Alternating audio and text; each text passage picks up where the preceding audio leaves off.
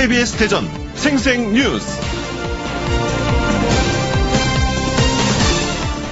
여러분 안녕하십니까? 7월 11일 목요일 KBS 대전 생생뉴스 방석준입니다. 오늘은 인구의 날입니다. 인구는 지역에 따라 또 시기에 따라 너무 많아도 걱정, 너무 적어도 걱정입니다. 국제연합이 오늘을 세계 인구의 날로 정한 것은 공해와 자원 고갈, 식량난 등 인구 폭증으로 야기되는 각종 문제의 심각성을 경고하기 위한 것입니다. 그러나 우리나라는 급격히 저출산 고령화 사회로 접어들어 오히려 인구 감소로 인한 경제적, 사회적 문제가 대두돼 오늘을 인구의 날로 정했습니다. 출산을 장려하기 위해서입니다. 출산율이 이대로 가다가는 국방과 경제, 복지 등 국가의 모든 분야가 수십 년 내에 심각한 수렁에 빠지게 됩니다. 내 자식은 하나만 낳아 잘 키운다 해도 숲 전체가 피폐해진 뒤에는 그 숲 속의 나무가 어떻게 되겠습니까? 역대 정부도 결혼하기 쉬운 사회, 아이 낳기 쉬운 사회를 만든다고 외쳐왔지만 출산율은 계속 하락하고 있습니다. 그야말로 특단의 대책이 강구되지 않으면 우리의 미래는 어둡습니다. KBS 대전 생생뉴스, 먼저 이 시각 헤드라인 뉴스입니다. 대전 시내버스가 12년 만에 운행을 멈출 위기에 놓였습니다. 52시간 근로제에 따른 노사협상 결렬로 노조가 파업 투표를 실시했는데 압도적인 비율로 가결됐습니다. 당장 17일 파업이 예고돼 자칫 교통 대란이 우려됩니다. 국회 법안 소위에 혁신도시법 개정안이 상정되면서 대전 충남이 법안 통과에 사활을 걸고 있습니다. 하지만 혁신도시 지정이 어려울 경우 지역인재 우선 채용 광역화와 예전에 이전한 지역 공공기관에도 지역인재를 채용하도록 하는 방안이 우선 추진될 전망입니다. 송재호 국가균형발전위원장은 혁신도시가 없는 지역에 새로운 혁신도시를 조성하는 안을 검토하고 있다고 밝혔습니다. 올 2분기 대전과 세종 충남의 고용률과 실업률이 지난해 같은 기간과 비교해 모두 상승하며 취업시장에 뛰어든 경제활동 인구가 는 것으로 나타났습니다. 장애아동 학대와 기부금품 불법 모금 의혹을 받는 복지시설 대표가 10년 전에도 불법이 있었다는 증언이 나왔습니다. 당시 빈곤아동을 돕는 기관의 센터장으로 활동하며 모금액 관리에 문제가 있어 권고 사직된 것으로 알려졌습니다. 경찰은 이 장애인 복지시설을 압수수색했습니다. 앞으로 3년여 뒤면 충남에서도 국제여객선을 타고 중국에 직접 갈 수 있을 전망입니다. 서산 대산항과 중국 산둥성 웨이아이 항간 항로 개설이 급물살을 타면서 2022년부터는 운항이 가능할 전망입니다. 현대제철이 충청남도의 열흘 조업정지 행정처분에 대해 제기한 집행정지 신청이 중앙행정심판위에서 인용된 것과 관련해 충청남도는 현대제철의 분리도 개방이 명백한 위법 행위라는 사실엔 변함이 없다는 입장을 고수했습니다.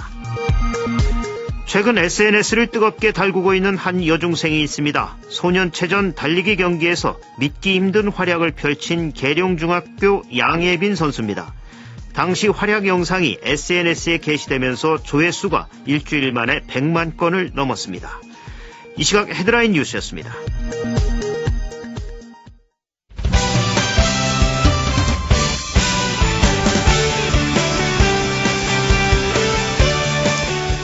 뉴스브리핑 순서입니다. KBS 대전 보도국의 이현경 기자가 나와 있습니다. 이 기자 안녕하세요. 네, 안녕하세요. 오늘 우선 첫 소식, 대전 시내버스 노조 파업 소식이죠? 네, 그렇습니다. 대전 시내버스 노조가 어제 파업 찬반 투표를 했는데요. 94%에 달하는 찬성률로 파업을 가결했습니다. 5차례에 걸친 사측과의 임금 협상이 결렬됐기 때문인데요. 지난 1일 지방노동위원회에 노동쟁의 조정을 신청한 뒤에 최후의 수단을 쓰기로 한 겁니다. 네. 노조는 내년 1월부터 시행되는 주 52시간제에 따라 7.67% 임금 인상과 최대 월 근로일수 26일 보장을 요구하고 있습니다. 하지만 사측은 비용 부담을 들어 임금 2% 인상과 근로일수 23일 보장을 고수하며 맞서고 있는데요. 현재 월평균 23일 정도 근로를 하고 있어서 3일이 추가되면 연간 100억 원이 추가로 필요하다는 겁니다. 이 파업이 현실화된다면 대전 시내버스가 12년 만에 운행을 멈출 위기에 놓일 건데 대책은 있나요? 네, 파업이 예고된 17일이 따져보면 당장 다음 주거든요. 그렇죠. 대전시는 파업에 대비해서 도시철도 증편과 버스 전용차로 해제, 전세버스와 관용버스 투입 등 비상 수송대책 마련에 들어갔습니다. 일단 두 차례의 노동위원회 조정이 남아있기 때문에 노사가 이견을 좁히고 막판 타협안을 마련할 수 있을지 좀 더 지켜봐야겠습니다. 예, 앞으로 남은 상황 예의주시해봐야겠습니다. 다음 소식 알아보죠. 어제와 그제 생생뉴스에서 한 복지시설 대표가 이 장애아동을 학대하고 기부금품을 불법 모금했다는 의혹을 받고 있다는 소식을 전해드렸는데 10년 전에도 불법이 있었다는 증언이 나왔다고요. 네, 2008년에 대전 중구청 별관에 문을 열었던 시소와 그네 대전 중구센터 얘긴데요. 빈곤 아동을 돕기 위해 사회복지 공동모금회와 대전 중구가 운영을 했습니다. 네. 10년 전 이곳의 센터장은 다름 아닌 장애아동 학대 의혹을 받는 장애인 복지시설 대표 A씨였습니다. 그런데 당시 센터장인 A씨가 모금액을 개인 통장으로 받고 사적으로 활용하는 등 불법이 드러나 1년 만에 권고 사직됐다는 게 당시 관계자들의 주장입니다. 해당 센터는 결국 센터장이 나간 뒤에 이듬해인 2010년에 문을 닫았습니다. 네. 그런데 이 당시 관계자의 주장이 사실이라면 이런 불법이 드러났던 사람이 어떻게 또다시 복지시설을 운영할 수 있었던 거죠? 네. 당시 이 같은 사실이 외부로 알려지면 기부 활동이 위축될 것을 우려해서 중구에서 권고 사직선에서 마무리한 것으로 알려졌습니다. A센터장은 이후에도 10년 동안 아동센터부터 장애복지시설 등을 운영하면서 지역사회 봉사자로 활동을 해왔습니다. 네. 이런 가운데 경찰이 어제 학대 의혹이 제기된 장애인 복지시설을 압수수색해서 컴퓨터 본체와 업무 일지, CCTV 원본 파일 등을 확보를 했는데요. 자료 분석을 마치는 대로 A씨를 불러 조사할 예정입니다. 예, 우리 사회에서 어려운 사람들, 가난하고 소외된 계층을 돕는 일을 하는 한 사람과 관련해서 이 너무 많은 안 좋은 얘기가 들리네요. 관련 소식 속보가 나오는 대로 계속 전해드리겠습니다. 그 다음 소식 알아볼까요? 서산 대산항과 중국 산동성 웨이하이항을 잇는 항로개설이 급물살을 타고 있다. 네, 지난주 서울에서 열린 한중 해운회담에서 양측은 대산항과 웨이하이항을 잇는 국제 여객항로 개설에 합의했습니다. 지난 2010년에 합의됐던 대산항과 룽엔항을 잇는 국제 여객선 항로 개설이 지연되는 사이에 웨이하이 항로가 새롭게 열리는 겁니다. 네. 그 웨이하이는 서해 바다를 가로질러 가면 닿을 수 있는 가장 가까운 중국 영토 가운데 한 곳인데요. 룽엔보다는 30km가량 멀고 1시간 더 걸립니다. 하지만 인구가 300만 명에 달해서 여객 수요나 물동량이 많은 게 장점인데요. 네. 현재 인천과 평택 항로만 운행 중인데 중국 측이 대산항로 개설에 의욕적인 점도 긍정적입니다. 예, 운항 시점을 앞으로 3년 뒤로 예상하는 이유는 뭡니까? 네, 여러 가지 준비해야 할 게 많이 남아있기 때문인데요. 일단 올해 안에 한중 합작법인을 설립한 뒤에 곧바로 2만 5천 톤급 여객선 건조에 들어가게 되고요. 이후 면허 취득 등의 절차를 거치면 2022년부터 운항이 가능할 전망입니다. 네. 이렇게 되면 지난 2016년에 준공된 이후로 3년 동안 텅 비어있는 여객터미널도 하루 1,000명 이상 승객이 오가면서 활기를 띨 것으로 기대가 됩니다.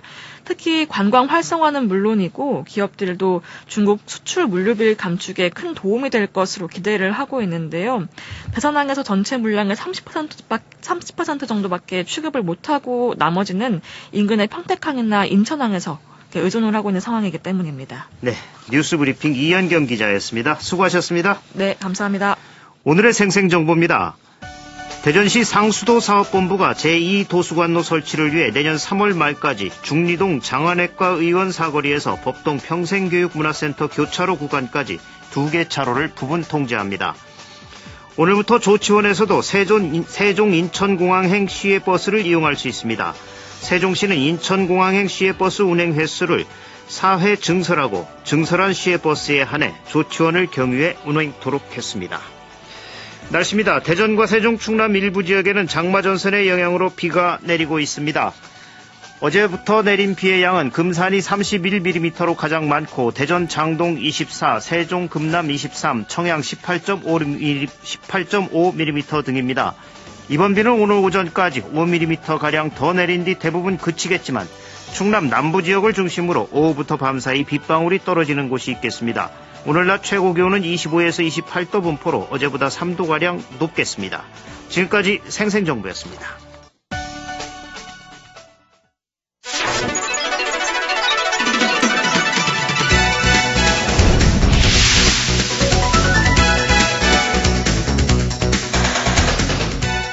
생생한 뉴스, 깊이 있는 이슈 분석. 여러분은 지금 방석준 앵커와 함께하는 KBS 대전 생생뉴스를 듣고 계십니다.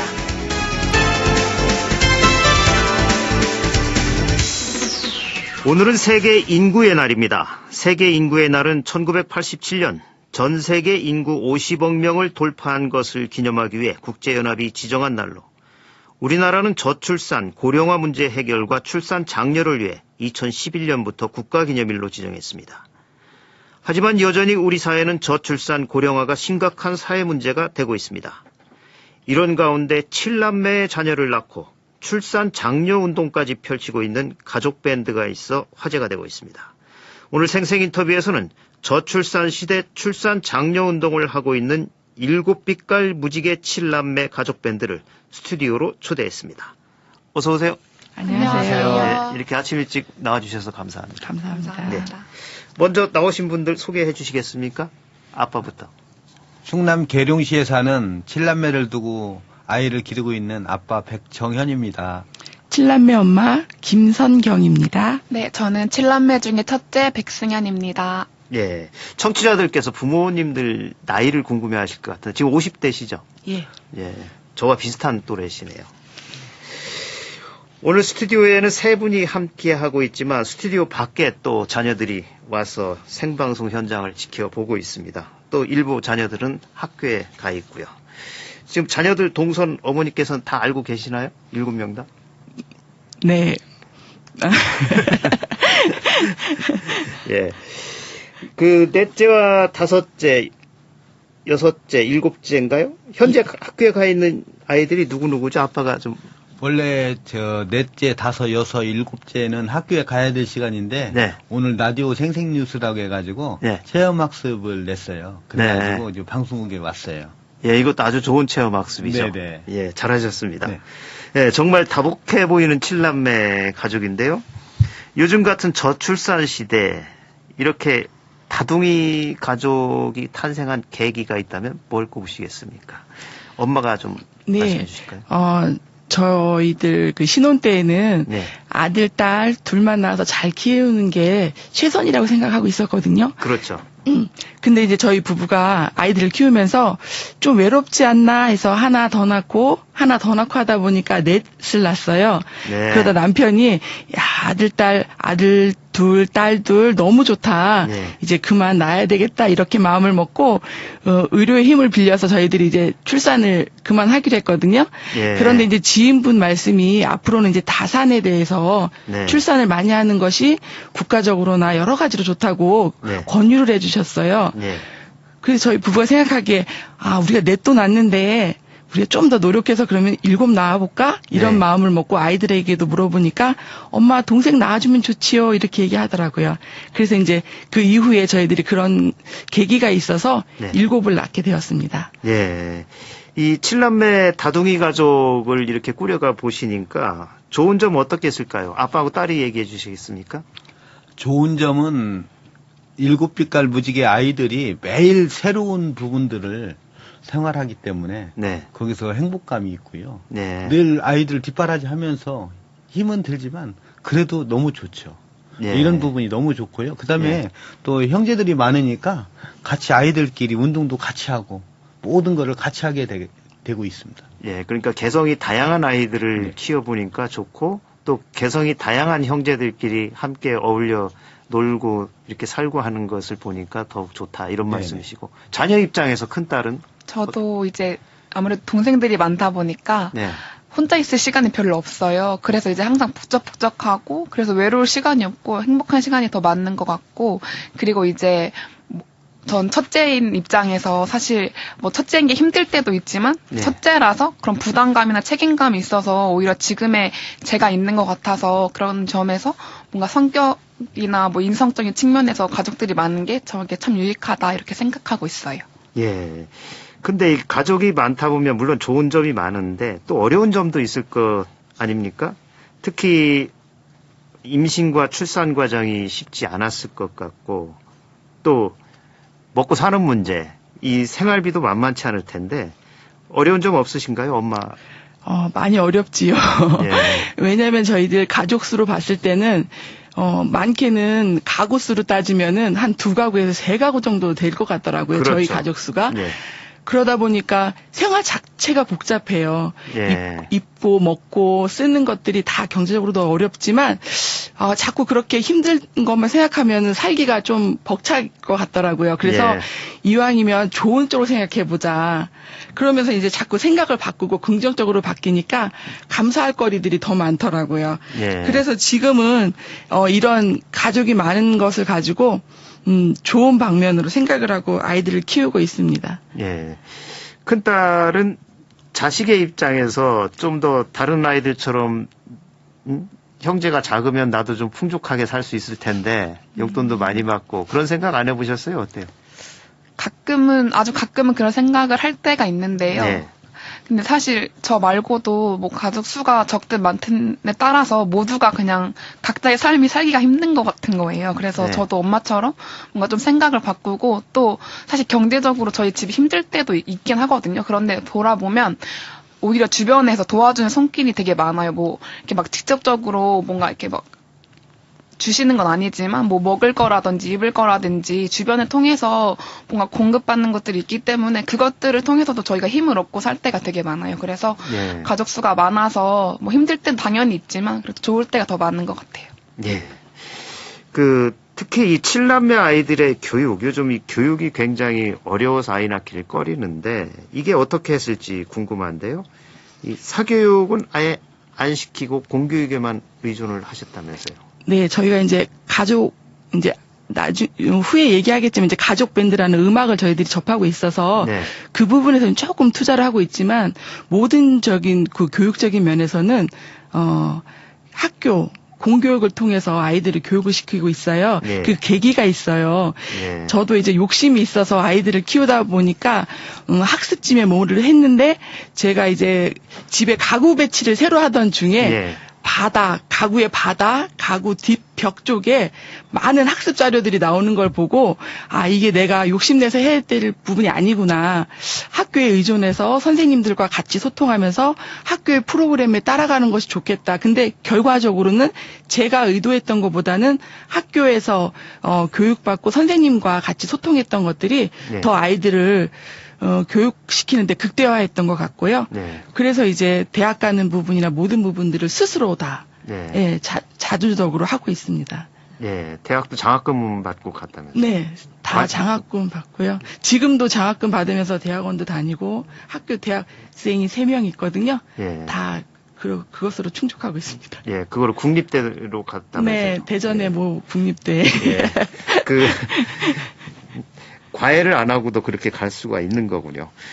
예. 그리고 이 5째 아이를 출산하고 이때부터 노인요양원, 정신요양원을 찾아서 음악봉사 활동을 시작을 하셨다는데 그렇게 봉사하신 특별한 계기가 있으신지 아빠 말씀해 주시죠. 제가 그 봉사하게 된 계기는 그 당시에는 장인 장모님하고 저희 아버지를 같이 모시고 있었어요. 예. 근데 이제 공교육을 통해서 봉사 활동을 하면 대학교도 갈 수 있다는 이런 그 교육 방침이 있었거든요. 예. 그래서 그때부터 실질적으로 엄마 아빠랑 같이 이 봉사 활동을 해야 된다. 네. 몸소 실천하면서 체험해야 된다. 그렇게 말씀하셔서 부모님 말씀하셔서 순종해가지고 그때부터 시작한 게 지금까지 봉사하면서 이렇게 오게 됐어요. 네. 3대가 그러니까 봉사 정신이 투철하시군요. 그런 것도 조금 있는 것 같아요. 예. 이게 다둥이 가족의 장점 아니겠습니까? 네, 너무 맞습니다. 좋습니다. 예.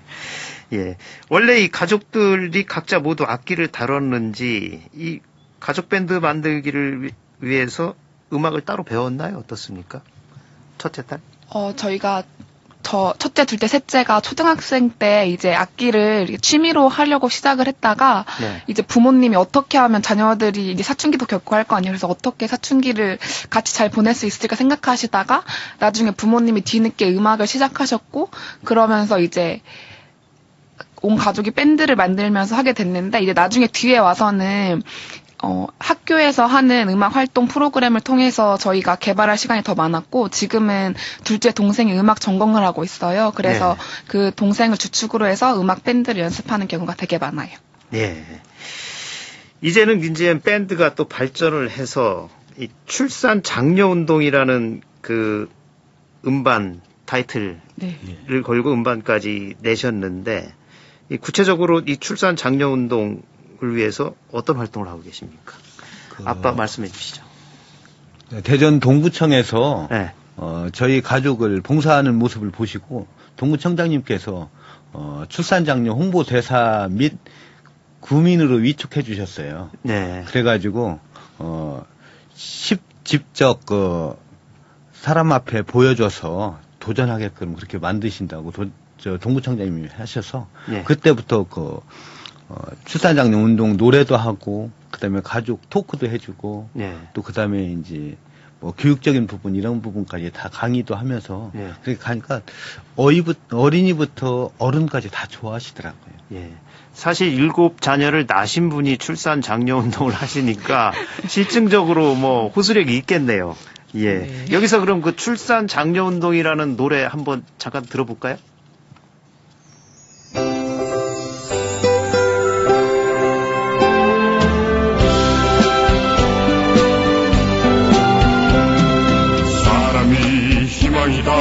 사람이 힘이다. 아들 딸만이나 잘 살아보자. 사람이 희망이다. 사람이 힘이다. 무강한 나라 대한민국. 아주 사랑이 희망이다. 사람이 희망이다. 힘이다. 아주 가사도 좋고 음악도 경쾌하네요. 감사합니다. 이 7남매 가족 밴드를 만나보니까 이 건전한 가정과 행복은 가정에서 이루어진다는 걸 다시 한번 느끼게 되는데 7남매 가족 밴드의 꿈이 있다면 엄마 먼저 말씀해 주실까요?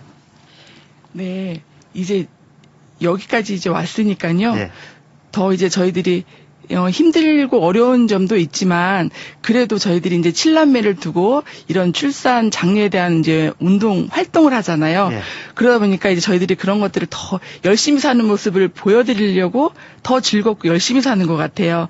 그래서 따라주는 자녀들한테 고맙고 앞으로 저희가 우리나라뿐만 아니라 세계까지 나가서 이런 저희들의 사는 모습을 보여드리고 또 권장해드렸으면 좋겠습니다. 시간이 없어서 아빠 얘기는 안 듣고 딸 얘기 한번 들어볼게요.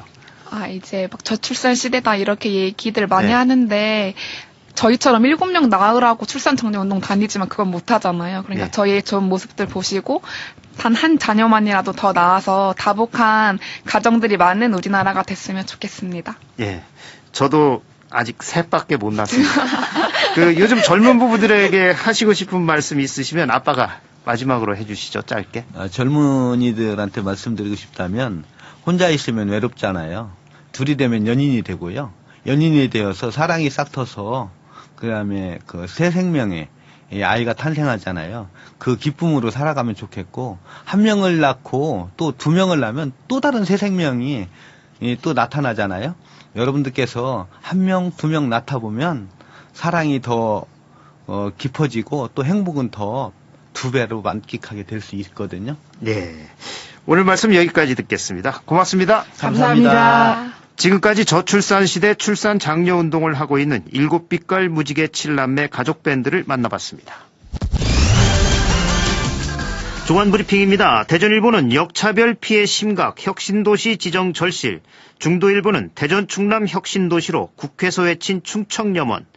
충청투데이는 대전 충남 혁신도시 지정 명분 충분 결단만 남았다. 이런 기사들을 각각 달고 어제 열린 대전 충남 혁신도시 지정을 위한 국회 정책 토론회 관련 소식들을 실었습니다. KBS 대전 생생뉴스 기술의 이재은, 구성 조미연, 제작과 진행의 방석준이었습니다. 7월 11일 목요일 방송 여기서 마칩니다. 행복하고 평화로운 하루 보내시기 바랍니다. 내일 다시 뵙겠습니다.